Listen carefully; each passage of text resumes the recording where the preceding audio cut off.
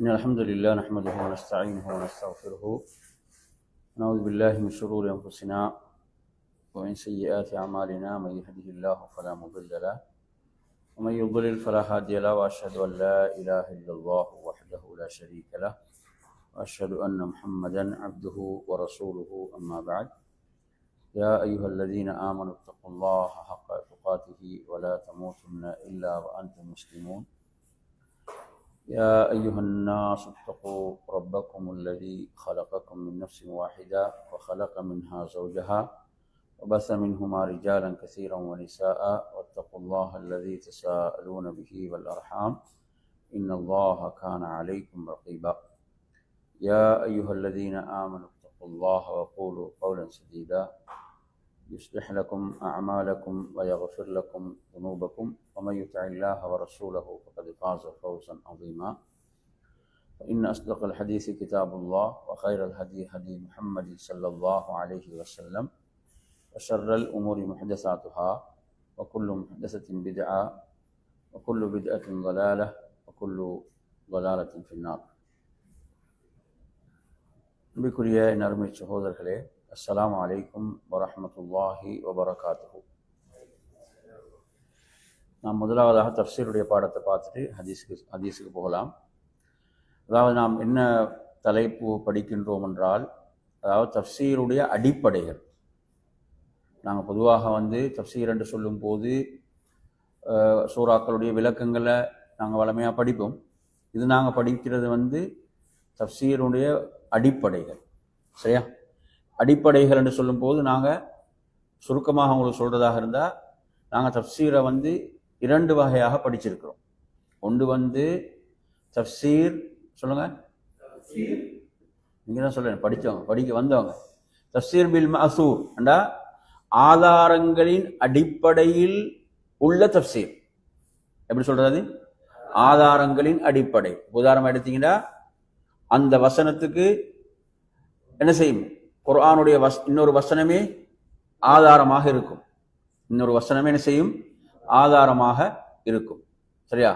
இப்போ நீங்க எடுத்து பாருங்க, குர்ஆன் அல்லாஹு தஆலா சொல்றான், வமா அத்ராக மா யௌமுத்தீன், வமா அத்ராக மா யௌமுத்தீன், அந்த இறுதி தீர்ப்பு நாள் என்னவென்று உமக்கு அறிவித்தது எது என்று அல்லாஹ் கேட்கிறான். சும்ம மா அத்ராக மா யௌமுத்தீன், சும்ம மா அத்ராக மா யௌமுத்தீன், பிறகு சும்மன பின்பு தானே, பின்பு இறுதி தீர்ப்பு நாள் என்னவென்று உமக்கு அறிவித்தது எது என்று அல்லாஹ் திரும்ப கேட்கிறான். கேட்டுவிட்டு என்ன சொல்கிறான்? அடுத்த அந்த வசனத்துக்கு விளக்கம் வருது. என்ன விளக்கம் வருது? யௌம லா தம்லிகு நஃப்ஸுன் லினஃப்ஸின் ஷைஆ வல் அம்ரு யௌமைதின் லில்லாஹ். இப்ப இறுதி தீர்ப்பு நாள் என்றால் என்ன? அல்லாஹ் இந்த வசனத்துல ரெண்டு முறை கேள்வி கேட்கிறான். நபி, உங்களுக்கு இறுதி தீர்ப்பு நாள் என்றால் என்னவென்று தெரியுமா என்று இரண்டு வசனங்களில் அல்லாஹ் திரும்ப திரும்ப கேள்வி கேட்டுவிட்டு அல்லாஹ் அதற்கு பதில் சொல்கிறான். அதுதான் விளக்கம். என்ன பதில் அது? யௌம லா தம்லிகு நஃப்ஸுன் லினஃப்ஸின் ஷைஆ, எந்த ஒரு ஆன்மாவும் இன்னொரு ஆன்மாவின் மீது ஆதிக்கம் செலுத்த முடியாத நாள். யாரும் யார் மீது என்ன செய்ய முடியாது? அங்க ஆதிக்கம், அதிகாரம் செலுத்தல, அதிகாரம் செலுத்த முடியாத நாள். அப்ப உங்களுக்கு என்னது விளக்கம் கிடைக்குது? சொல்லுங்க. இறுதி தீர்ப்பு நாள் என்றால் என்ன? அல்லாஹ் என்ன சொல்கிறான்? யாரும் யார் மீதும் அதிகாரம் செலுத்த முடியாத நாள். நீங்க வேற எங்கேயும் விளக்கத்துக்கு போக தேவையில்லை. அடுத்த வசனத்தில் அல்லாஹ் என்ன சொல்றான்? விளக்கத்தை சொல்கிறான். வல் அம்ரு யௌமைதின் லில்லாஹ், அந்த நாளில் அதிகாரம் யாரிடம் இருக்கும்? எல்லா அதிகாரங்களும், அனைத்து அதிகாரங்களும் அல்லாஹ்விடம் தான். அப்ப உங்களுக்கு என்ன செய்தாங்க? உடனே உங்களுக்கு அடுத்த வசனத்திலே விளக்க, நீங்க எங்கேயும் போக தேவையில்லை. இறுதி தீர்ப்பு நாள் என்றால் என்ன என்று அல்லாஹ் அடுத்து என்ன சொல்றான்? பதில் சொல்கிறான். எனவே இது போன்று என்ன செய்யும் என்றால், அதாவது இப்ப நாங்க ஆதாரத்தின் அடிப்படையில் உள்ள தஃப்சீர் என்பதில் முதலாவது என்ன சொன்னோம்? அதாவது குர்ஆன் உடைய வசனமே என்ன செய்யும்? விளக்கமாக இருக்கும். குர்ஆனுடைய ஒரு வசனத்துக்கு என்ன செய்யும்? இன்னொரு வசனம் விளக்கமாக இருக்கும். இப்ப நாங்க உங்களுக்கு உதாரணமாக இப்ப நாம் சொன்னது போன்று புரியுது அவன் சொல்றது? சொன்னது போன்று. உதாரணமா நீங்க எடுத்தீங்கன்னு சொன்னா இன்னொரு வசனத்தை கூட உங்களுக்கு இதுக்கு உதாரணமாக சொல்லலாம்.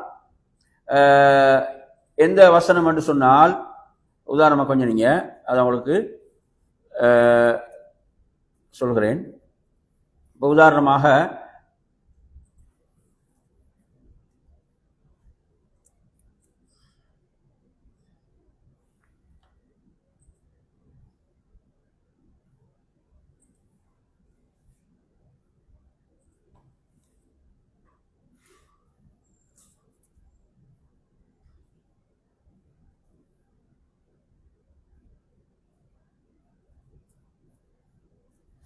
இப்ப நீங்க எடுத்து பாருங்க. இப்ப அல்லாஹு தஆலா சொல்கிறான், வஸ்ஸமாஇ வத்தாரிக், அப்படித்தானே? வஸ்ஸமாஇ வத்தாரிக், வானத்தின் மீது சத்தியமாக, தாரிக் மீதும் சத்தியமாக. அடுத்து அல்லாஹ் சொல்றான், வமா அத்ராக மத்தாரிக், தாரிக் என்னவென்று உமக்கு அறிவித்தது எது? அல்லாஹ் கேட்கிறான், தாரிக் என்றால் என்னவென்று உமக்கு தெரியுமா என்று நபியிடம் அல்லாஹ் கேட்கிறான். கேட்டுவிட்டு அடுத்த வசனத்தில் அல்லாஹ் அதற்கு விளக்கம் சொல்கிறான். இதுதான் தப்சீர். குர்ஆன்ல நீங்க எடுத்தீங்களா, குர்ஆனுக்கு என்ன செய்யும்? தப்சீராக வரும் என்பதற்கு இது ஒரு அடிப்படையில் உள்ள. அதாவது அன் நஜ்முஸ் சாகிப், தாரிக் என்றால் என்ன? அன் நஜ்முஸ் சாகிப், அது இலங்கும் ஒரு நட்சத்திரம். அப்ப அல்லாஹ் என்ன சொல்றான் அதுக்கு? அது இலங்கும் ஒரு நட்சத்திரம். அப்ப எனவே இங்க நீங்க அத்தாரிக் என்றால் என்னவென்றதுக்கு வேற எங்கேயும் போக தேவையில்லை. தாரிக் என்றால் என்னவென்பதற்கு வேற எங்கும் போக வேண்டிய அவசியம் இல்லை. ஏன் அல்லாஹ் அடுத்த வசனத்தில் என்ன சொல்கிறான்? அதற்குரிய விளக்கத்தை சொல்கிறான். எனவே இங்க குர்ஆனுடைய வசனத்துக்கு எது விளக்கமாக இருக்குது? குர்ஆனுடைய வசனமே தஃப்சீராக விளக்கமாக இருக்கிறது. புரியுது அவன் சொல்றது? அப்ப ஆதாரங்களின் அடிப்படையில் அமைந்த தஃப்சீர். எனவே இது தஃப்சீர்ல மிக முதன்மையான நிலை. குர்ஆனுடைய அல்லாஹ் சொல்கின்ற வசனத்துக்கு அல்லாஹ் அடுத்து என்ன சொல்றான்? அதற்குரிய விளக்கத்தை சொல்கிறான். சரி, அடுத்து நாங்க ஆதாரங்களின் அடிப்படையில் உள்ள தஃப்சீருக்கு இரண்டாவது என்ன பார்த்தோம்? சொல்லுங்க. அதாவது அல்லாஹுடைய தூதருடைய ஹதீஸ், அதாவது நபி மொழிகள் என்ன செய்யும் என்றால் அதற்கு ஆதாரமாக வரும். நபி மொழிகள் அந்த வசனத்துக்கு என்ன செய்யும்? ஆதாரமாக வரும். உதாரணமாக ஒரு செய்தி உங்களுக்கு சொல்றதா இருந்தா, இது புகாரிலாம் வரக்கூடிய செய்தி தான். இப்ப அல்லாஹு தஆலா சொல்றான், ஃபஅம்மாமன் ஊதிய கிதாபஹு பியமீனிஹி, ஃபஅம்மாமன் ஊதிய கிதாபஹு பியமீனிஹி, யாருடைய வலக்கரத்தில் அவரது ஏடு கொடுக்கப்படுகிறதோ, யாருடைய ஏடு நாளை மறுமையில அவரது வலக்கரத்தில் கொடுக்கப்படுகிறதோ, ஃபஸௌஃப யுஹாஸபு ஹிசாபன் யஸீரா. அப்ப என்ன அர்த்தம்? ஃபஸௌஃப யுஹாஸபு ஹிசாபை யஸீரா. அப்ப இந்த கேள்வி எங்க வருதுன்னு பாத்தீங்கன்னு சொன்னா, நபி ஸல்லல்லாஹு அலைஹி வஸல்லம் அவங்க என்ன சொல்கிறார்கள் அப்படின்னு பாத்தீங்கன்னு சொன்னா, ஒரு ஹதீஸ்ல சொல்றாங்க, நாளை மறுமையில அதாவது யார் விசாரணைக்கு உட்படுத்தப்படுகிறாரோ, இல்லைங்களா, கடுமையான அந்த விசாரணைக்கு உட்படுத்தப்படுகிறாரோ, லைஸ அஹதுன் யுஹாஸபு இல்லா ஹலக்னு வருது. இந்த ஹதீஸ் எங்க வருதுன்னா புகாரில 4939 அதுல என்ன வருகிறது என்று சொன்னால், லைஸ அஹதுன் யுஹாஸபு இல்லா ஹலக், நாளை மறுமையில எவர் விசாரணைக்கு உட்படுத்தப்படுகிறாரோ அவர் அழிந்து விட்டார். எப்படி சொல்றாங்க? நாளை மறுமையில எவர் விசாரணைக்கு உட்படுத்தப்படுகிறாரோ அவர் என்ன செஞ்சு விட்டார்? அவர் அழிந்து விட்டார். அப்போதுதான் ஆயிஷா ரலியல்லாஹு அன்ஹா கேட்கிறாங்க, அதாவது அல்லாஹ் என்னை உங்களுக்கு அர்ப்பணமாக ஆக்கட்டும் யா ரசூலல்லாஹ், அல்லாஹ் குர்ஆன்ல இப்படி சொல்கிறானே, எப்படி? யாருடைய வலக்கரத்தில் அவரது ஏடு கொடுக்கப்படுகிறதோ, அம்மாவன் ஊத்திய கிதாபஹு பியமீனிஹி, யாருடைய வலக்கரத்தில் அவரது ஏடு கொடுக்கப்படுகிறதோ, ஃபஸௌஃப யுஹாஸபு ஹிசாபன் யஸீரா, அவருடைய விசாரணை என்ன செய்யும்? எளிதாக இருக்கும். அவரது விசாரணை எப்படி இருக்கும்? எளிதாக இருக்கும். அப்படி என்று அல்லாஹ் குர்ஆனில் சொல்கிறானே. நீங்க சொல்றீங்க என்ன?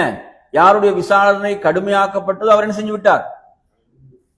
அழிந்து விட்டார் என்று சொல்றீங்க. ஆனா குர்ஆன் என்ன சொல்லுது? சொல்லுங்க. வலக்கரத்தில் யாருக்கு அவரது ஏடு கொடுக்கப்பட்டதோ அவருடைய விசாரணை செய்யப்படும், எளிதாக்கப்படும்.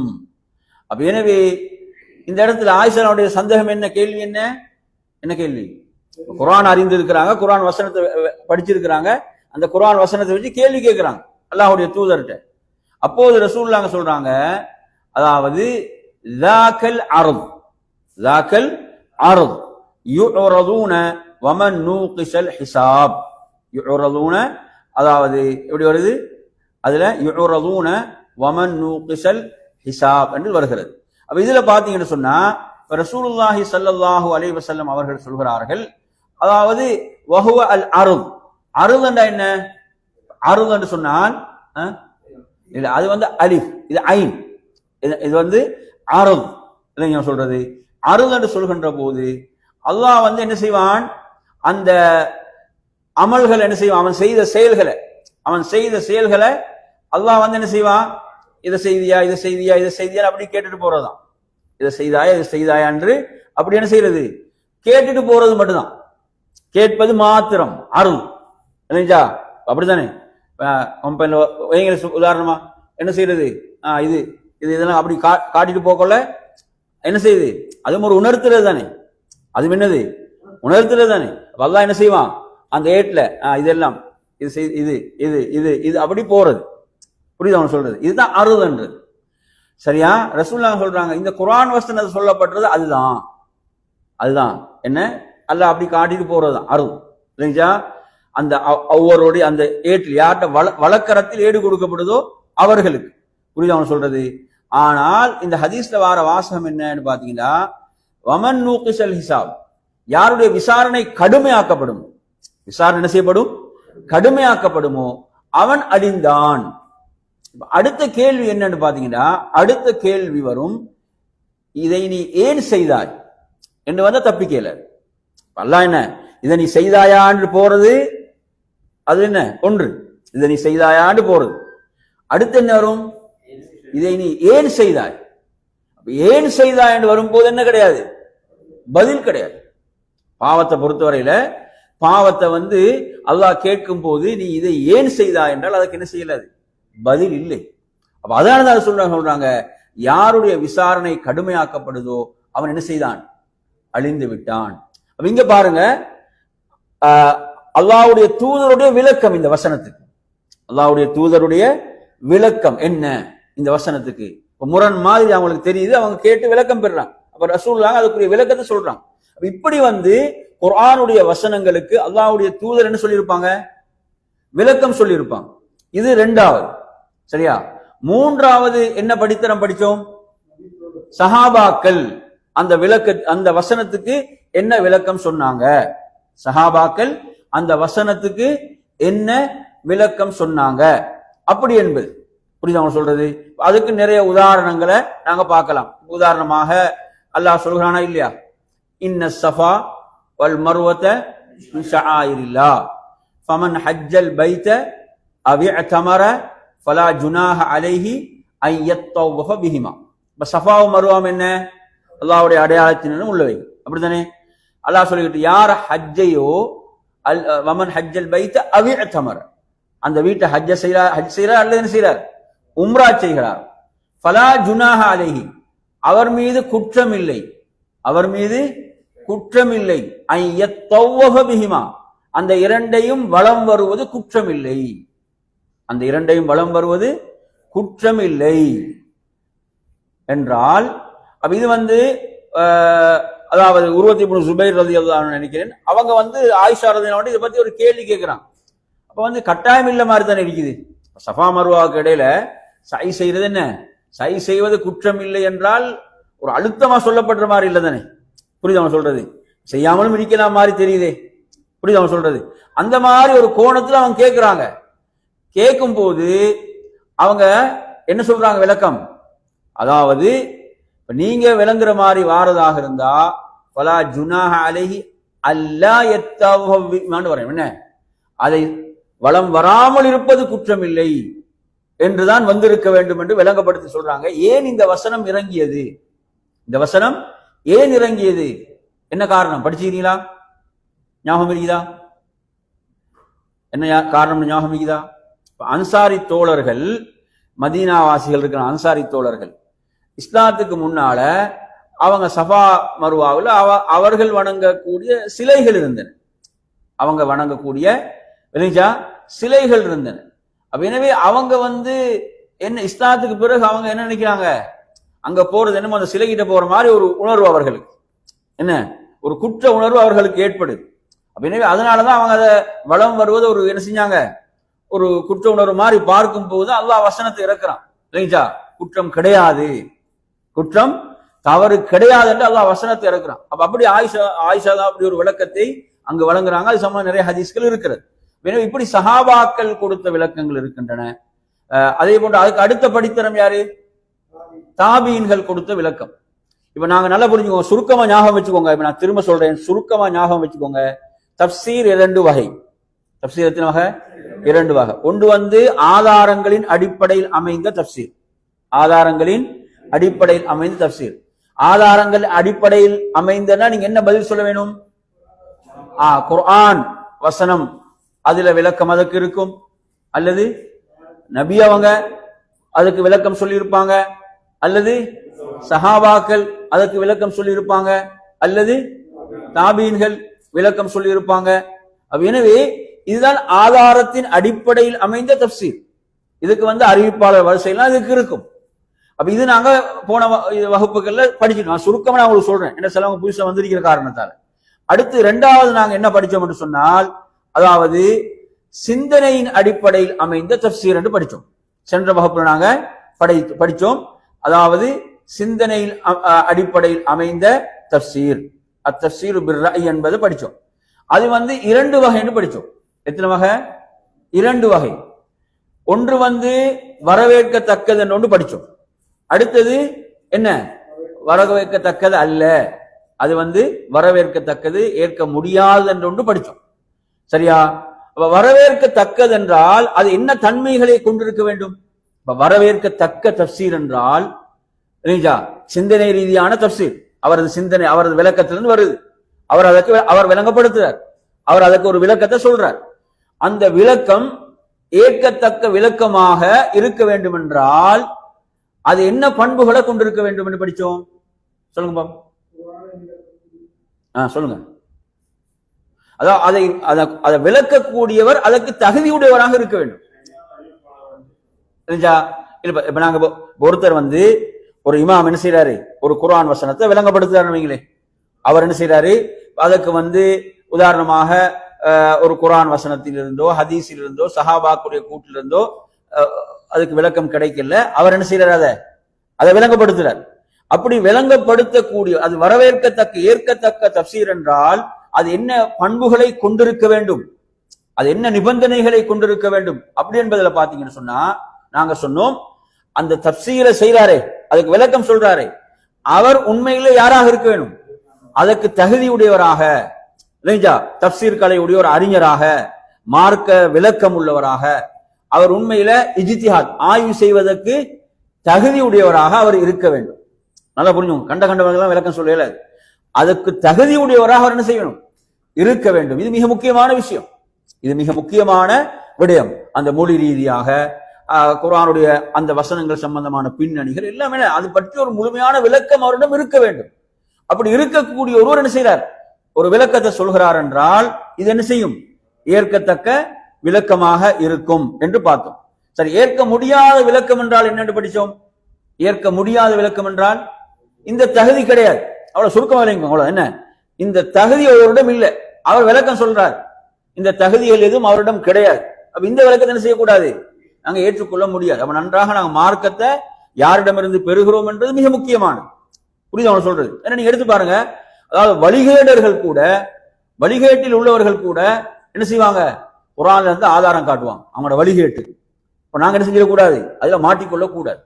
வழிகேட்டில் உள்ளவர்கள் கூட என்ன செய்வாங்க, தங்களுடைய வழிகேட்டுக்கு எங்க இருந்து ஆதாரம் காட்டுவாங்க, குர்ஆன் வசனத்தை ஆதாரம் காட்டுவாங்க. நிச்சயமாக அவர்கள் அதை சரியாக என்ன செய்யல, விளங்கவில்லை, தவறான விளக்கத்தை கொடுக்கிறாங்க, தங்களுடைய வழிகேட்டு கேட்பதை வளைக்கிறார்கள். இதில் நாங்கள் மிக எச்சரிக்கையாக இருக்க வேண்டும். எனவே நறுமையான சகோதரர்களே, நாம் இதில் இது மிக முக்கியமாக நாம் விளங்கிக்கொள்ள. அடுத்து நீங்க எடுத்தீங்கன்னா, இப்ப அவர்களுடைய விளக்கம், ஒரு வசனத்துக்கு அவர்கள் சொல்லக்கூடிய விளக்கம் அப்படி என்பது எப்போது வந்தது, எப்போது அது வந்தது அப்படி என்று சொன்னால், அது நீங்க எடுத்தீங்கன்னு சொன்னா சஹாபாக்களுடைய காலத்திலே அது என்ன செய்தது, அது வந்தது என்பதற்கு உங்களுக்கு நான் சில ஆதாரங்களை இப்போது சொல்றேன். சில ஆதாரங்களை இப்போது நான் உங்களுக்கு என்ன செய்கிறேன், சொல்கிறேன். இந்த ஆதாரங்களை கொஞ்சம் நல்லா கவனிங்க. இதனுடைய இல்ல இந்த இப்ப உதாரணமா இந்த அவர்கள் அவங்களாக விளங்குறது இருக்கே, அவங்க விளங்குறதுன்றது, அவங்க விளக்கப்படுத்துறது என்றது, இது எப்போது உருவானது அப்படி என்றது, எப்போது இது ஆரம்பமானது அப்படின்னு பாத்தீங்கன்னு சொன்னா, உதாரணமாக நீங்க எடுத்து பாருங்க. சஹாபாக்கள் சில வசனங்களை விளங்கினாங்க. புரிஞ்சா? இப்ப உதாரணமாக நாங்க ஒரு ஹதீஸ படிப்போம். இந்த ஹதீஸ் புகாரிலையும் வருகிறது, 3360. அப்துல்லாஹ் இப்னு மஸ்ஊத் அறிவிக்கிறான். முஸ்லிம்ல 124வது எண்ணில் வருகிறது. இப்ப நீங்க எடுத்து பாருங்க, குர்ஆன்ல ஒரு வசனம் இறங்கியது.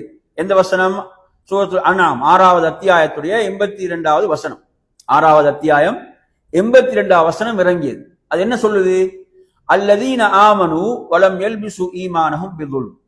இவர்கள் தங்களுடைய ஈமானோடு அநியாயத்தை கலக்கவில்லையோ, தங்களுடைய ஈமானோடு எவர்கள் அநியாயத்தை கலக்கவில்லையோ அவர்களுக்குத்தான் பாதுகாப்பு. அவங்க தான் யாரு? நேர் வழி பெற்றவர்கள். இந்த வசனம் இறங்கிய போது சஹாபாக்கள் என்ன செஞ்சாங்க? சஹாபாக்களுக்கு ஒரு கடுமையான நிலை ஏற்பட்டது. அவங்க என்ன செஞ்சாங்க? ஒரு கஷ்டமான ஒரு நிலையை அவங்க உணர்றாங்க. கஷ்டமான ஒரு நிலையை உணர்கிறார்கள். உணர்ந்து என்ன கேட்டாங்க ரசூலுல்லாஹ்கிட்ட?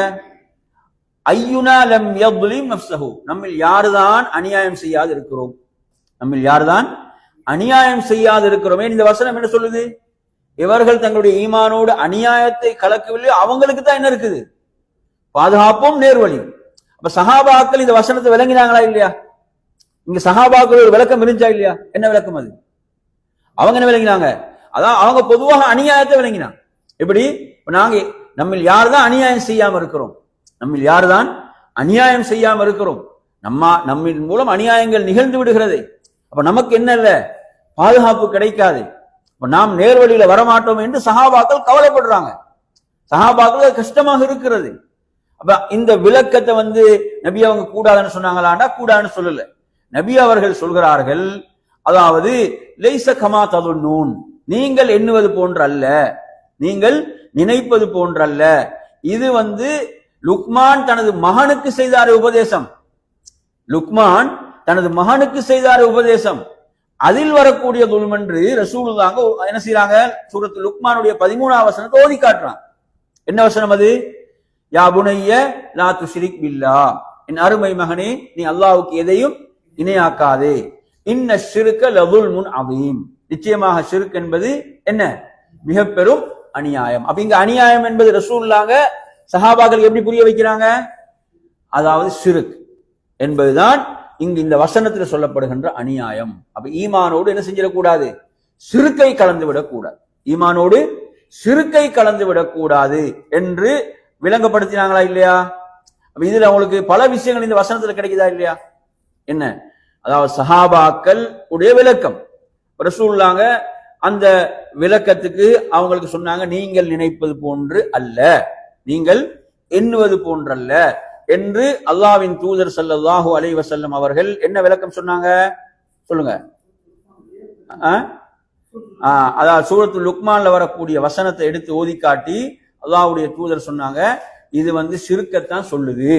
இங்க அநியாயம் என்பதை சொல்லுது, ஷிர்க்கை சொல்லுது. அப்ப எனவே அப்ப பாருங்க, அப்ப விளக்கத்தை என்ன செஞ்சாங்க? உரியவரிடம் போக வேண்டும். அது முக்கியமா இல்லையா? எங்களுக்கு ஒரு வசனத்துடைய விளக்கத்தை நாம என்ன செஞ்சிடக்கூடாது, தவறாக விளங்கிடக்கூடாது. நாம் என்ன செய்ய வேண்டும்?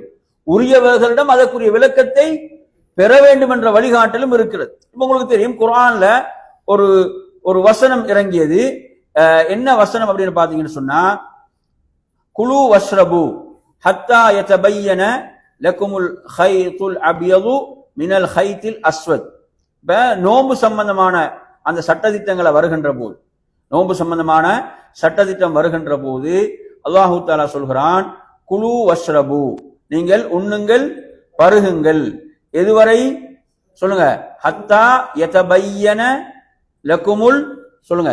ஹத்தா யதபையன லகுமுல் ஹைத்துல் அபியது மினல் ஹைத்தில் அஸ்வத். என்ன அர்த்தம்? ஹைத்துல் அபியதுன்னா வெள்ளை நூல். அப்ப வெள்ளை நூல்ல இருந்து எந்த நூல் தெளிவாகும் வரை விளைஞ்சா ஹைத்து மினல் ஹைத் கருப்பு நூலிலிருந்து வெள்ளை நூல் தெளிவாகின்ற வரை நீங்க என்ன செய்யுங்க? உண்ணுங்கள், பருகுங்கள் என்று அல்லாஹு தாலா வசனத்தை இறக்கினான். சரிதானே? இந்த வசனத்தை அதாவது ஒரு நபித்தோழர் எப்படி விளங்கினார்? சஹல் இப்னு சஅத் ரலியல்லாஹு அன்ஹு தான் இதை அறிவிக்கிறான். சஹல் இப்னு சஅத் ரலியல்லாஹு அன்ஹு அவங்க என்ன சொல்றாங்கன்னு சொன்னால், அவங்க சொல்றாங்க, ஒரு மனிதர் என்ன செஞ்சாரு? அவர் ஒரு வெள்ளை நூல் எடுத்தார். அபியல். அதே போன்று அஸ்வத் கருப்பு நிலம் எடுத்தார். எடுத்து என்ன செஞ்சாருண்டா, தலையணை கீழே வச்சார். எங்க வச்சாரு? தனது தலையணைக்கு கீழே வைத்தார். சொல்றது வைத்து விட்டு அப்ப எனவே அவர் அதை என்ன செய்யறாரு? அதுல இருந்து அது தெளிவாகின்ற வரை அவருக்கு சாப்பிடலாம். அப்படித்தானே? உண்ணுங்கள், பருகுங்கள். அப்ப அவர் என்ன செய்யறாரு? இவ்வாறு செய்து கொண்டிருக்கின்ற போது அதுல அடுத்து அல்லாஹு தாலா என்ன செய்தான் என்றால், மினல் ஃபஜ்ர் என்ற ஒரு வசனத்தை கூடுதலா இறங்குது. அது ஃபஜ்ரத்தான் குறிக்கும். அப்ப நபியிடத்துல அவர் கேட்கின்ற போது நபி அவங்களும் அதற்கு சொன்ன விளக்கம் என்னதான்? அதாவது ஃபஜ்ருடைய உதயத்தை தான் இது குறிக்கும். இங்கே குறிக்கும் என்ன? அந்த கருப்பு நூல் வெள்ளை நூல் தெளிவாகும் என்பது எதை குறிக்கும்? உதயம். எதை? அந்த ஃபஜ்ருடைய உதயத்தை குறிக்கும் என்று ரசூலுல்லாஹி விளக்கம் சொன்னாங்க. அல்லாஹ் அடுத்த அந்த வசனத்தையும் அதுல கூடுதலாக குறிப்பிடுவதை நாம் பார்க்கின்றோம். எனவே இது போன்று நீங்க எடுத்தீங்கன்னா நிறைய ஆதாரங்களை நாம் இதுல முன்வைக்கலாம். எனவே நன்றாக புரிந்து கொள்ளுங்கள். எனவே நாம் தஃப்சீர் 2 வகை, சுருக்கமாக சொல்லுங்க. தஃப்சீர் 2 வகை. அதுல ஒன்று என்ன? ஆதாரங்களின் அடிப்படையில் அமைந்த தஃப்சீர். ஆதாரங்களின் அடிப்படையில் என்றால் எப்படி சொல்ல வேண்டும் என்றது நாங்க படிச்சுட்டோம். சரியா?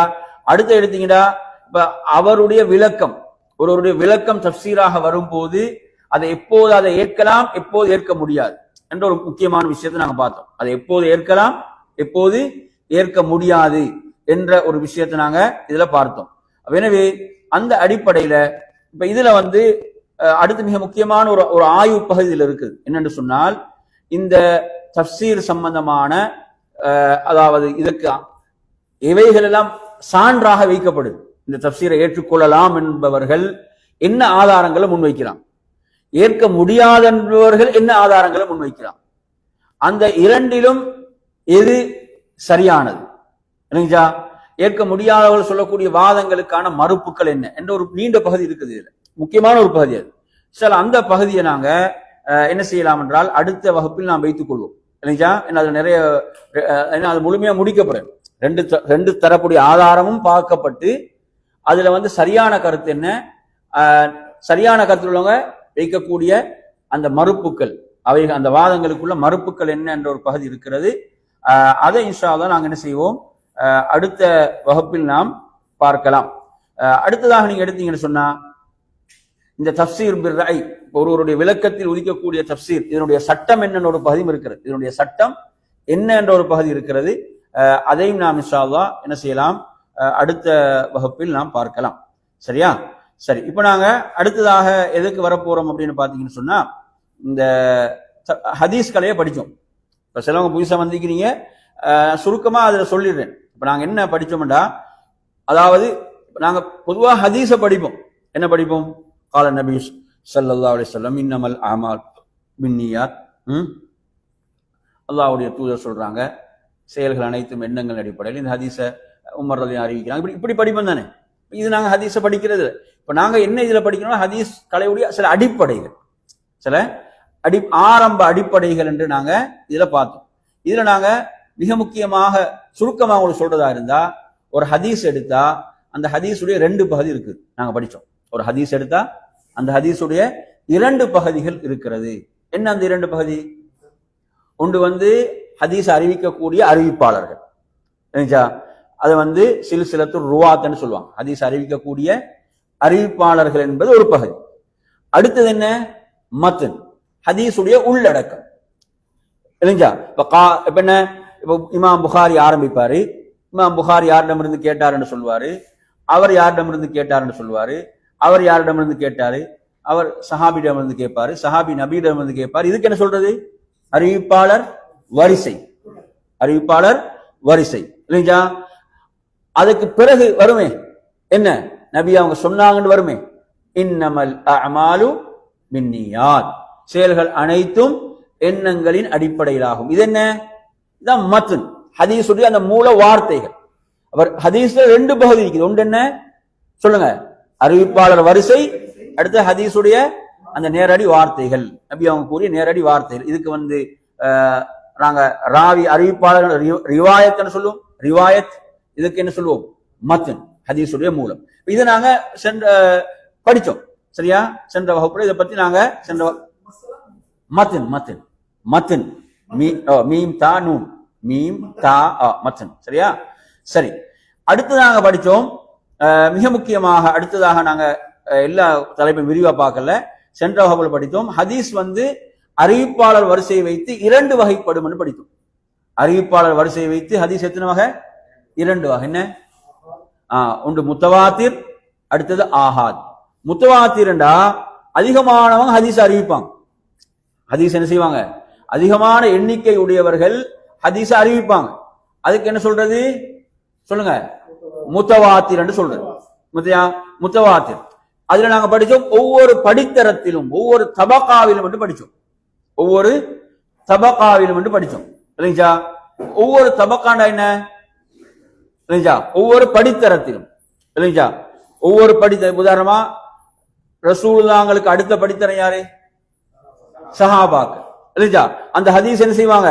சஹாபாக்கள் ஒரு 6-7 பேர் அந்த ஹதீஸை அறிவிப்பாங்க சரியா? அதுக்கு அடுத்து யார் வருவாங்க? தாபீன்கள். அவங்க எத்தனை பேர்? அவங்களும் கூடுதலான எண்ணிக்கை உள்ளவங்க அந்த ஹதீஸ் அறிவிப்பாங்க. அதுக்கு அடுத்து தபா தாபீன்கள், அவங்களும் கூடுதலான எண்ணிக்கை அந்த ஹதீஸ் என்ன செய்வாங்க? அறிவிப்பாங்க. இப்படி ஹதீஸ் வரும்போது இதற்கு பேர் என்ன? முத்தவாத்திர். முத்தவாத்திர் என்ன சொல்லுவாங்க? முத்தவாத்திர் என்று சொல்றது சரியா? இதை நாங்க இந்த வகையை நாங்க சென்ற வகுப்புல நாங்க என்ன செஞ்சோம்? படித்தோம். புரியுதா சொல்றது? அடுத்து நாங்க இன்றைக்கு பார்க்க போறது அடுத்ததாக ஆஹாத். என்னது? ஆஹாத். இப்ப அஹத் என்ற என்ன? ஒன்று. அஹதுடைய பன்மைதான் ஆஹாத். அஹத் என்ற என்ன? ஒன்று. அதனுடைய பன்மை என்ன? ஆஹாத் என்ற வார்த்தை. புரியுதா? இப்ப ஆஹாத் என்றால் என்ன அப்படின்னு பாத்தீங்கன்னு சொன்னா, ஆஹாத் என்பது இப்ப ஹதீஸ வந்து அறிவிக்கக்கூடிய அறிவிப்பாளர் இருப்பாங்க தானே, ஹதீஸ் அறிவிக்கக்கூடிய அந்த அறிவிப்பாளர்கள் வைத்துத்தான் இந்த ஆஹாத் வரும். ஒருவர் என்றதான் பொருள் அஹதண்டா. இப்ப இதை நல்லா கவனிங்க.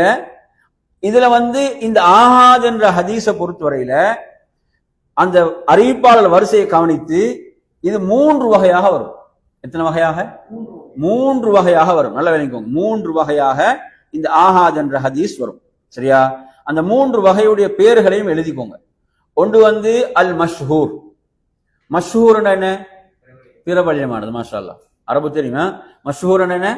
பிரபல்யமானது என்றது ஒரு வகை. இரண்டாவது வகை பேர் வந்து அல் அசீஸ். என்ன பேர்? அல் அசீஸ். ஹதீஸ் கலையில இந்த வார்த்தை வேறொரு பொருளை பயன்படுத்தப்படும். நாங்க நேரடி பொருள் ஒன்று சொல்லுவோம், ஆனா இது ஹதீஸ் கலையில நாங்க படிக்கும் போது என்ன செய்யும்? அதுக்கு வேறு பொருள் இங்கு வரும். இரண்டாவது வகை என்ன? அல் அசீஸ். மூன்றாவது அல் கரீப். மூன்றாவது என்ன? அல் கரீப். அல் கரீப். ஆஹாத் என்ற அந்த வகை எத்தனாவது அறிவிப்பாளர் வரிசை கவனித்து 3ஆக பிரியும். எத்தனையாக பிரியும்? 3ஆக பிரியும். கொண்டு வந்து என்ன? அல் மஷ்ஹூர், அடுத்தது என்ன? அல் அசீஸ், அடுத்தது அல் கரீப். சரி, இப்ப நாங்க வருவோம். மஷ்ஹூர் என்றா எங்களுக்கு தெரியும். மஷ்ஹூர் என்றா என்ன அர்த்தம்? பிரபல்யம். இப்ப எங்களுக்கு தெரியும் அரபுல மாதங்களுக்கு என்ன சொல்லுவாங்க? ஷஹர்.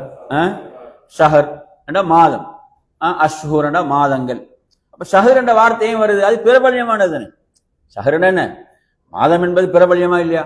பிரபல்யமானது. அப்ப எனவே அது மொழி ரீதியாக எடுத்தீங்கன்னா பிரபல்யமானது என்ற அர்த்தம். சரி, இப்ப மார்க்கத்துடைய கோணத்தில் அதாவது மஷ்ஹூர் என்றால் என்னவென்று சொன்னால், மா ரவாஹு சலாசத்துன் ஃபஅக்ஸர், 3 பேர் அல்லது 3 பேரை விட அதிகமாக அந்த ஹதீஸை அறிவித்தல். 3 பேர் அல்லது 3 பேரை விட அதிகம் அந்த ஹதீஸை அறிவித்திருப்பாங்க. ஃபீ குல்லி தபகா, எல்லா படித்தரங்களிலும். படித்தரங்கள் என்ன ஞாபகம் வச்சுக்கோங்க. படித்தரங்கள் இப்ப நாங்க என்ன படிச்சுக்கிறோம்? படித்தரங்கள் எங்களுக்கு தெரியும். படித்தரங்கள் என்ன?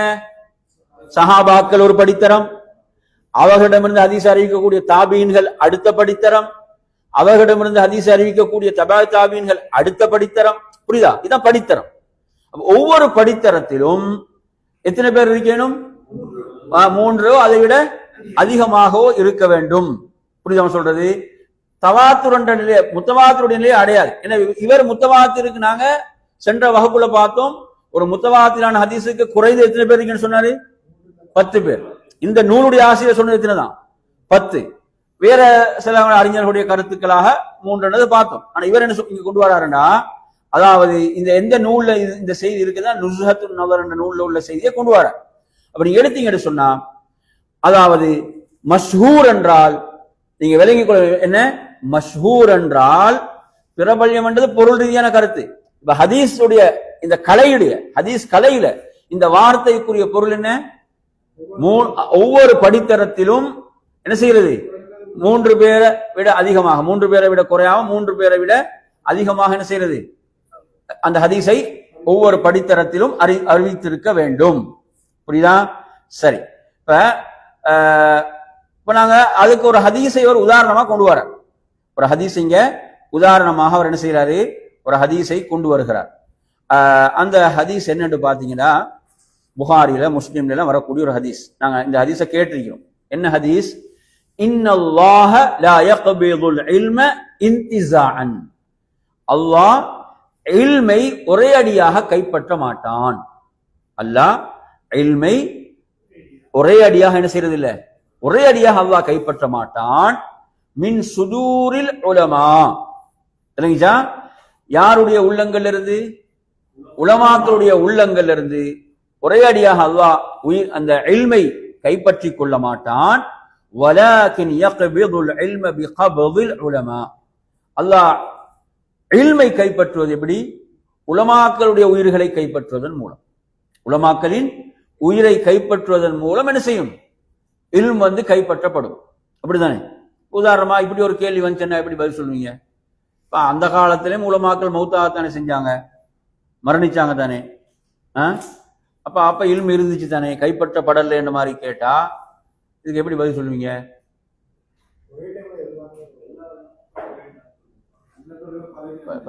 அப்படி கேள்வி கேட்கலாம் தானே. அந்த அப்பயும் உலமாக்கள் மௌத்தானாங்க, அப்ப இப்பயும் உலமாக்கள் என்ன செய்யறாங்க? மரணிக்கிறாங்கன்னா, அப்ப எனவே நல்லா இதை எப்படி புரிஞ்சு கொள்றன்ற ஒரு முக்கியமான விளக்கம் என்னன்னு பாத்தீங்கன்னா, முந்தி எடுத்தீங்கன்னா, அதாவது இமாம்களிடத்துல மார்க்க கல்வியை கற்பதற்கு ஆயிரக்கணக்கான மாணவர்கள் உட்கார்ந்துருப்பான். அப்படித்தானே? இமாம் அஹமது இப்னு ஹம்பல், அந்த பெரும் பெரும் ஹதீஸ்கள், இமாம்கள், அறிஞர்கள், அவங்களோட சபையை எடுத்தீங்கன்னா நிரம்பி வழியும். அவ்வளோ என்ன செய்வாங்க? மார்க்க கல்வியை கற்பதற்கு அவ்வளவு பேர் உட்கார்ந்து இருப்பான். அப்ப எனவே கூடுதலான மாணவர்கள் படிக்கும் போது என்ன நடக்கும்? சொல்லுங்க. இல்ம் கூடுதலா பாதுகாக்கப்படுமா இல்லையா? ஒரு அறிஞரிடத்துல 100 பேர் படிக்கிறதுக்கும், ஒரு அறிஞரிடத்துல 1000 பேர் படிக்கிறதுக்கும், ஒரு அறிஞரிடத்துல 10 பேர் படிக்க வித்தியாசம் இருக்கா இல்லையா? இருக்குதா இல்லையா? இருக்கு.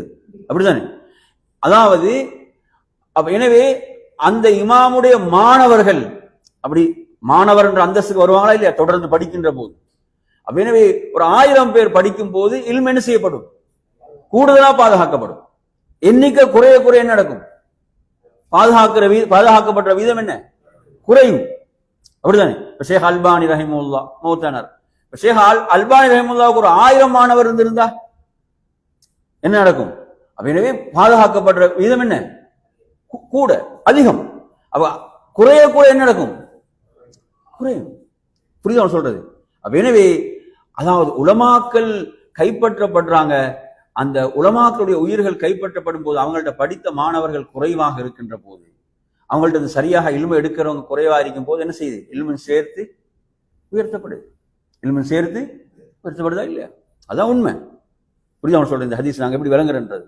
அப்ப எனவே அதாவது எந்த அளவுக்கு நிலைமை உருவாகும் என்ற ரசூலுல்லாஹ் சொல்றாங்க, ஹத்தா லம் இதா லம் யுப்கி ஆலிமன், ஒரு ஆலிமும் இல்லாத அளவுக்கு. சில ஊர்கள் எடுத்தீங்கன்னா ஆலிமே கிடையாது. காலை அறிக்குதா இல்லையா? அதாவது ஒரு மார்க்க ஃபத்துவா, மார்க்க தீர்ப்பை கேட்கறது ஒரு தகுதியான ஆலிம் இருக்கிறாரா? சுப்ஹானல்லாஹ். இன்னைக்கு நாங்கள் நினைக்கிறோம் என்ன, அதாவது மேடையில் உட்கார்ந்து சும்மா வீரமாக பேச்சு தெரிக்குதுன்னா நாங்கள் நினைக்கிறோம் அவர் தான் என்ன ஆலிம்னு நினைக்கிறோம். நினைஞ்சா அப்படி பேசுறார் என்ன? இல்லை, இது இல்லை ஆலிமுக்குரிய அளவுகோல். எனவே சுப்ஹானல்லாஹ், நாங்கள் ஒரு ஒரு ஃபித்னா, ஒரு குழப்பம், ஒரு பிரச்சனை வரும்போது ஒரு ஒரு ஆலிம் இருந்தா நாங்கள் என்ன செய்யலாம்? அவர் அணுகி இதற்குரிய தீர்வு என்ன? சுப்ஹானல்லாஹ். பாருங்க, அப்போ நாங்கள் எங்களோட சமூகத்தில் பார்க்குறோமா இல்லையா? எங்கள் சமூகத்தில் நாங்கள் இதை பார்க்குறோமா இல்லையா? அப்போ ஹத்தா இதா லம் யுபகி ஆலிமன், ஒரு ஆலிம் கூட இல்லாத நிலை உருவாகும் இல்லைங்களா? ஒரு அறிஞர் கூட இல்லாத நிலை உருவாகும். ஏன் நாங்கள் பார்க்குறோம் இன்று எந்த கல்விக்கு முக்கியத்துவம் கொடுத்து போகிறாங்க, எந்த கல்விக்கு மிகப்பெரிய பணத்தை செலவு பண்ணுறாங்க, திறமை உள்ளவர்கள்லாம் எங்கே போகிறாங்க பாருங்க. எனவே இதில் என்ன வருது என்று சொன்னால், அடுத்து பார்த்தீங்கன்னு சொன்னால் மக்கள் என்ன செய்வார்கள்? மடையர்களை தங்களுடைய தலைவர்களாக எடுத்துக்கொள்வாங்க. ஆலிமில் அடுத்து யாரு தான் அந்த இடத்தை நிரப்புறதுக்கு யாரும் வருவாங்களா இல்லையா? வந்துடுவாங்க. சரியா? எனவே அவர்களிடம் ஃபத்வா கேட்கப்படும். அவங்க மார்க்க அறிவின்றி மார்க்க தீர்ப்பு சொல்வார்கள். ஃபவல்லு, அவர்களும் வழிகட்டு, அவல்லு, மக்களையும் வழிகெடுப்பார்கள் என்று ரசூலுல்லாஹ் சொல்றாங்க. நாங்கள் இந்த ஹதீஸ் இங்க கொண்டு வந்த நோக்கம், இந்த நூலுடைய ஆசிரியர் ஏன் கொண்டு வார் என்றால், இந்த ஹதீஸை எந்த எந்த வகையை நாங்கள் படிச்சு முடிக்கிறோம்? ஹதீஸ்ல மஷ்ஹூர். எந்த வகை? மஷ்ஹூர். மஷ்ஹூர் என்றா எத்தனை அறிவிப்பாளர்கள் இருக்க வேணும்? குறைஞ்சது 3 பேர் இருக்க வேண்டும். சரியா? 3 பேர் இருக்க வேண்டும். இப்ப நீங்க எடுத்தீங்கன்னு சொன்னா, இந்த ஹதீஸை பொறுத்தவரையில, அதாவது இந்த ஹதீஸ் இமாம் புகாரி தனது நூல்ல பதிவு செய்கிறார், இமாம் முஸ்லிம் தனது நூல்ல பதிவு செய்கிறார், இமாம் தபரானி தனது நூல்ல பதிவு செய்கிறார், இமாம் அஹ்மத் தனது நூல்ல பதிவு செய்கிறார், இமாம் ஹதீப் அல் பகதாதி தனது நூல்ல பதிவு செய்கிறார். அப்ப மொத்தம் எத்தனை பேர்? 5 பேர். இமாம் புகாரி பதிவு செய்கிறார் தனது நூல்ல, இமாம் முஸ்லிம் தனது நூல்ல பதிவு செய்கிறாரு, இமாம் தபரானி தனது நூல்ல பதிவு செய்கிறாரு, இமாம் அஹமத் தனது நூல்ல. அப்ப 5 பேர் வரான். சரியா? சரி, இந்த 5 இமாம்களும் யாரிடமிருந்து கேட்டாங்க என்று பாருங்க. அவங்க மொத்தம் 5 பேரிடமிருந்து கேட்டுக்கிறாங்க. எத்தனை பேரிடமிருந்து? 5 பேர். அவங்களுக்கு முன்னுள்ள தலைமை இமாம் புகாரி இப்னு அபி உவைஸ் என்பவரிடமிருந்து ஹதீஸை கேட்கிறார். முஸ்லிம் குதைபா இப்னு சயீதிடமிருந்து ஹதீஸை கேட்கிறார். தபரானி முகமது இப்னு அமர் என்பவரிடமிருந்து கேட்கிறார். அஹ்மத் அப்துல்லா அபிஹி, அவருடைய தந்தை அப்துல்லா, அவருடைய தந்தை வழி அவர் கேட்கிறார். அதே போன்று இமாம் ஹதீப் ரஹிமஹுல்லாஹ் பக்கர் இப்னு சதகா என்பவரிடமிருந்து கேட்கிறார். சரி, இந்த 5 பேரும் இன்னும் 5 பேரிடமிருந்து கேட்கிறாங்க. அவங்க 5 பேர் யாரு? மாலிக் இப்னு அபி உவைஸ் மாலிக்கிடமிருந்து கேட்கிறார், குதைபா இப்னு சயீத் ஜரீரிடமிருந்து கேட்கிறார். இப்படி இந்த ஒவ்வொரு அறிவிப்பாளர் தொடர்லையும் வந்தீங்கன்னா, அதாவது மொத்தம் 5 பேர் வராங்க. சரியா?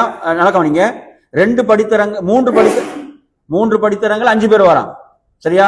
ஒரு படித்தரத்துல எத்தனை பேர் வராங்க? 4 பேர் வராங்க. சரியா? இன்னொரு படித்தரத்துல 3 பேர் வராங்க, இன்னொரு படித்தது 4 பேர் வராங்க. மொத்தம் இதுல பாத்தீங்கன்னா 1 2 3 4 5 6 படித்தரம் இந்த ஹதீஸ்ல வருது. எத்தனை படித்தரம்? 6 படித்தரங்கள் இந்த ஹதீஸ்ல வருகிறது. சஹாபாக்களை பொறுத்தவரையில, சஹாபாக்கள் எத்தனை பேர் அறிவிக்கிறாங்க இந்த ஹதீஸ்ல? 4 பேர் அறிவிக்கிறாங்க இந்த ஹதீஸ. யாரு? அப்துல்லாஹ் இப்னு அம்ர் ரலியல்லாஹு அன்ஹு அறிவிக்கிறாங்க. அந்த அப்துல்லாஹ் இப்னு அம்ரிடமிருந்து உருவா என்ன செய்றார்? உருவா என்ற தாபி என்ன செய்றார்? கேட்கிறார். சஹாபியிடம் கேட்கிறவர் யாரு தான்? தாபி. தாபி உருவா என்ற தாபி கேட்கிறார் ஹதீஸ. உருவாவிடமிருந்து 2 பேர் கேட்கிறாங்க. அதுக்கு அடுத்தபடி தபா தாபியின்களை படித்தரத்துல ஹிஷாம் இப்னு உருவாவும் ஹிஷாம் இப்னு உருவா 2 பேர். அது 2 பேர் அல்ல கேட்கிறாங்க. அபூ ஹுரைரா ரலியல்லாஹு அன்ஹு ஹதீஸ் அறிவிக்கிறாங்க. அபூ ஹுரைரா ரலியல்லாஹு அன்ஹு அபூ சலமா என்ற தாபி கேட்கிறார். ஜியாத் இப்னு லபீத் என்ற அல்லது லுபைத் என்பவரிடமிருந்து தாபி சாலிம் இப்னு அபி ஜஅத் என்றவர் கேட்கிறார். ஆயிஷா ரலியல்லாஹு உருவா கேட்கிறாங்க. எனவே இந்த ஹதீஸ் 4 சஹாபாக்கள் அறிவிக்கிறாங்க. தாபீன்கள்ல 3 பேர் அறிவிக்கிறாங்க. தாபீன் எத்தனை பேர்? 3 பேர் அறிவிக்கிறாங்க. சரியா? எனவே இந்த ஹதீஸ் எதற்கு உதாரணம்? மஷ்ஹூர். ஏன்னா 3 பேரை விட குறையல், 3 பேரை விட கூடுதல் 5 வருது, 4 வருது. அதே மாதிரி தாபீன்கள்ட்ட படித்தது எத்தனை வருது? 3 வருது. சஹாபாக்களுடைய படித்தரத்துல 4 வருது, தாபீன்களுடைய படித்தரத்துல 3 வருகிறது. புரியுதா அவன் சொல்றது? அதற்கு அடுத்த படித்தரம் தபா தாபீன்களுடைய படித்தரத்துல 4 வருகிறது. இப்படியாக இந்த ஹதீஸ் மஷ்ஹூருக்கு உதாரணமாக இதில் என்ன செய்யறாங்க, குறிப்பிடுகின்றார்கள். எனவே இதுதான் இந்த இந்த மஷ்ஹூர் என்பதற்கான அந்த வகை சார்ந்ததும் அதுக்கு ஆதாரமாக ஒரு ஹதீஸ். சரி, இப்ப நாம் இந்த ஆஹாத் என்ற ஹதீஸ் எத்தனை வகை படித்தோம்? 3 வகை படித்தோம். சரியா? இதுல நாங்க இன்றைய பாடத்தை இன்ஷா அல்லாஹ் இதோடு நிறைவு செய்து கொள்வோம். இன்ஷா அல்லாஹ் அடுத்த பாடத்துல இதனுடைய அடுத்த பகுதிகளை நாங்கள் இன்ஷா அல்லாஹ் பார்க்கலாம். 3 வகை இருக்குது, மஷ்ஹூர், அசீஸ், அல் கரீப். இப்போ நாங்கள் இன்றைக்கு பாடத்தில் நாங்கள் படித்தது மஷ்ஹூர் என்ற அந்த வகையை மட்டும்தான் படித்தோம். இன்ஷா அல்லாஹ் அதில் இன்னும் சில விளக்கங்கள் இருக்கின்றன. அதை நாம் அடுத்த வகுப்பில் தொடருவோம் என்று கூறி நிறைவு செய்கிறேன். வஆகிரு தஅவானா அல்ஹம்துலில்லாஹி ரப்பில் ஆலமீன். வஸ்ஸலாமு அலைக்கும் வரஹ்மத்துல்லாஹி வபரகாத்துஹு. இது விளங்காம